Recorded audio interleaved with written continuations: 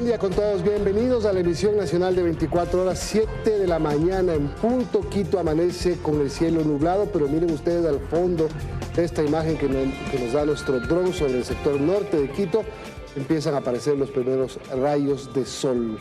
Hubo lluvia en algunos sectores de anoche, pero hoy hay amenaza de un buen día. Hola Liz, ¿cómo estás?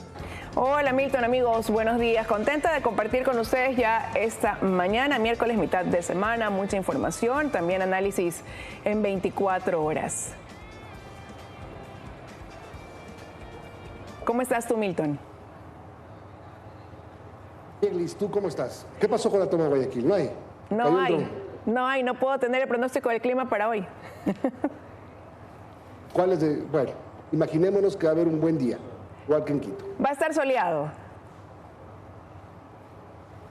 Muy bien, y nosotros estamos listos para contarles quiénes nos van a acompañar hoy en las entrevistas. Más adelante hablaremos de esta creciente pugna, digámoslo así, o crecientes cuestionamientos a la operación de justicia en el Ecuador. John Reimer, ministro del Interior, va a estar con nosotros ya mismo. También conversaremos con Walter Macías, ex juez de la Corte Nacional de Justicia. Vamos a hablar sobre estas reformas que se han propuesto para la función judicial, también reformas en el ámbito penal, sobre la situación de jueces y fiscales. Más adelante analizaremos lo que ocurre en la función judicial.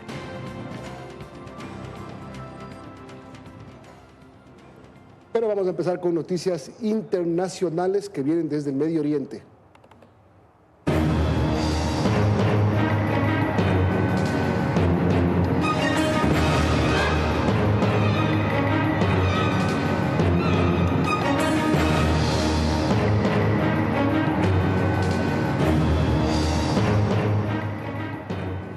Irán e Israel amanecen con una inusual calma tras la entrada en vigor del alto al fuego propuesto por Estados Unidos. Además, el presidente Donald Trump reiteró que el ataque a las instalaciones nucleares iraníes fue una aniquilación total. Israel inició el día con normalidad. La gente salió a las calles a hacer ejercicio. Otros llegaron hasta la playa para disfrutar del día. En Medio Oriente, el sol salió sobre una tregua que aún respira, pero con tensiones. Tras 12 días de intensos combates entre Irán e Israel, el alto al fuego parece mantenerse. Teníamos bombas como 3 o 4 veces al día. Todavía da un poco de miedo ir por la playa y en lugares donde no hay refugio, pero esperamos que se mantenga el alto al fuego.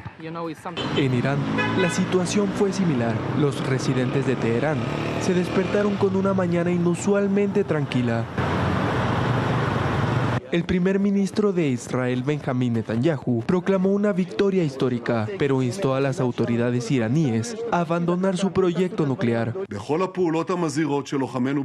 Si alguien en Irán intenta reconstruirlo, actuaremos con la misma determinación, con la misma intensidad para frustrarlo. Irán no tendrá un arma nuclear.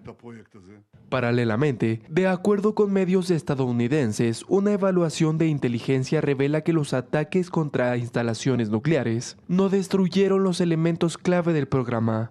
Esta cobertura mediática enfureció al presidente Donald Trump, quien insistió en que los medios pretendían desprestigiar el ataque militar. Mientras tanto, desde Países Bajos, el mandatario reiteró que el ataque a las instalaciones nucleares de Irán fue una aniquilación total. Mateo Paredes, Teleamazonas.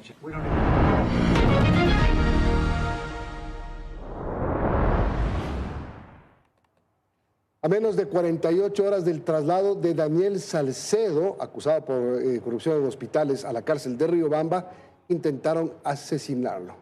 Su hermano, que también está recluido en ese centro carcelario, resultó herido al defenderlo.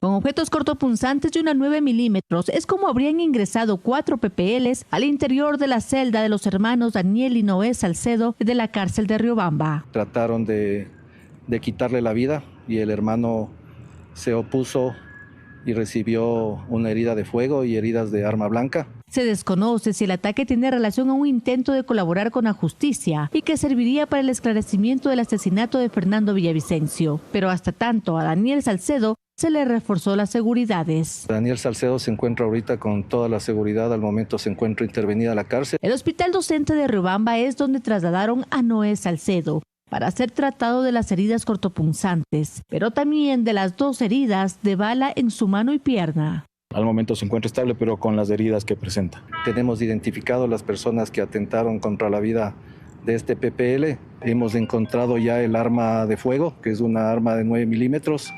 Hemos encontrado munición y hemos encontrado las armas blancas. Y en horas de la noche, el convoy de militares trasladaron a Noé Salcedo nuevamente al CRS hasta nuevas disposiciones. En Riobamba, Mercedes Chávez, Teleamazonas.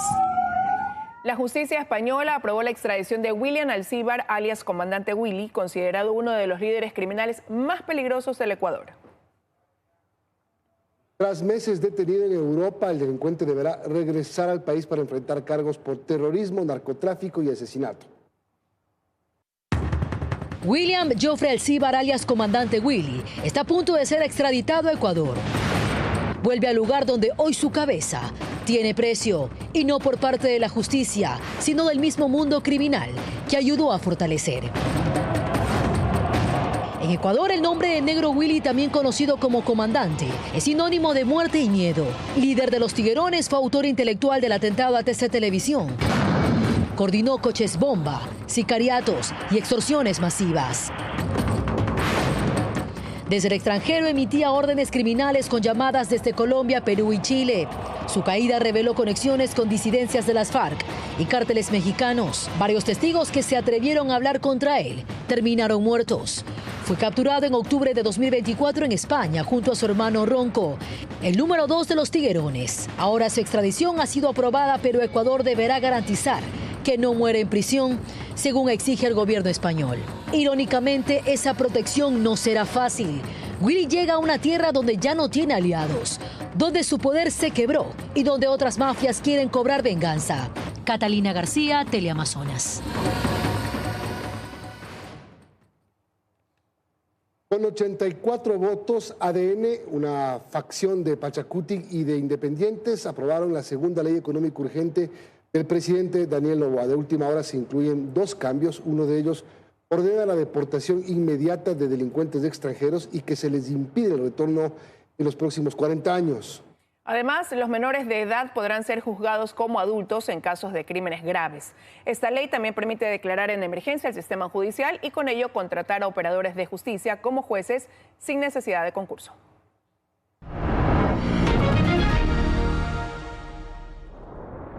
Ecuador permanece atado a la firma estadounidense Progen, pese a ser la que ha incumplido con la generación de energía desde noviembre del 2024. El árbitro de emergencia asignado al caso mantiene postergada una decisión urgente cuando estamos a puertas de un estiaje que amenaza con apagones. La empresa estadounidense Progen, que no es fabricante de estos motores y generadores, trajo al país unos remanufacturados y sobre esto la Contraloría General del Estado trabaja en un examen de auditoría. No obstante, el arbitraje de emergencia propuesto por la firma mantiene al gobierno amarrado a Progen y al país en suspenso por una generación eléctrica que corre riesgo de no servir para el estiaje.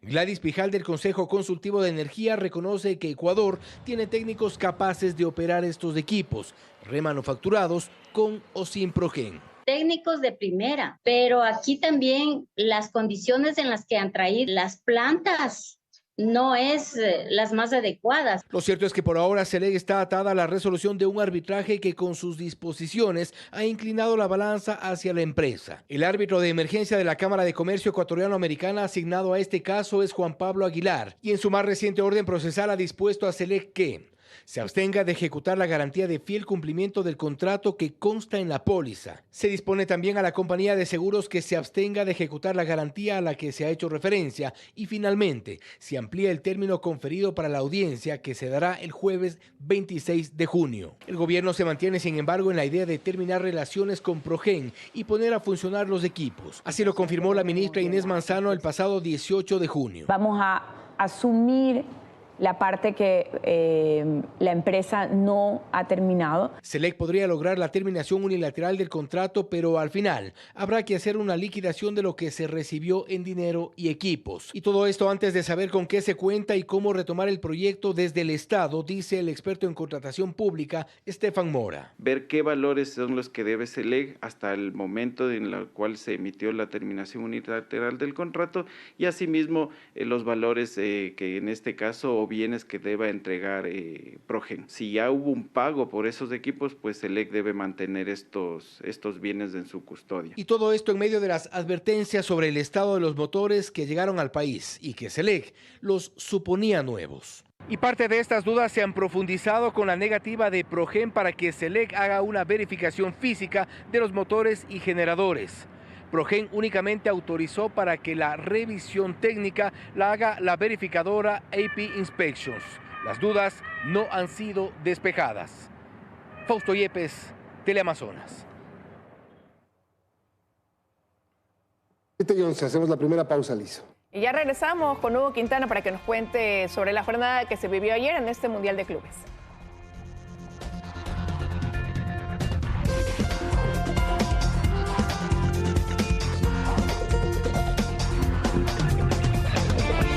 Economía para todos. Este es un tema en el que se puede ver tanto datos económicos como los retos que implica poner esos datos en un gráfico. Porque lo que tenemos aquí es la inflación anual. A mayo, en varios países que, ya sea en lo económico o en lo geográfico, están cercanos al Ecuador. Y sí, de esta muestra, el país con menor inflación es el nuestro, que cerró mayo con 1,5%, aunque Perú nos sigue de cerca con 1,7%. En realidad, la inflación en casi todos estos países ha bajado significativamente y, por ejemplo, los Estados Unidos, que llegaron a una inflación más de 9%, están ahora regresando a niveles más moderados. Algo similar ocurre con Colombia y Chile. Mientras tanto, la excepción es Bolivia con 18% anual, lo cual nos muestra que tiene la inflación más alta en varias décadas. Un síntoma más de que su economía está en problemas. Y aquí el reto es incluir las inflaciones argentina y venezolana porque van a hacer que la escala cambie. Con la inflación argentina de 43%, ahora ya nos cuesta ver las diferencias entre Ecuador, Perú y Estados Unidos.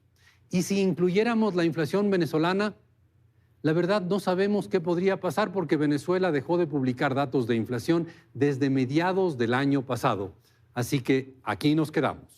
Muchas gracias. Economía para todos.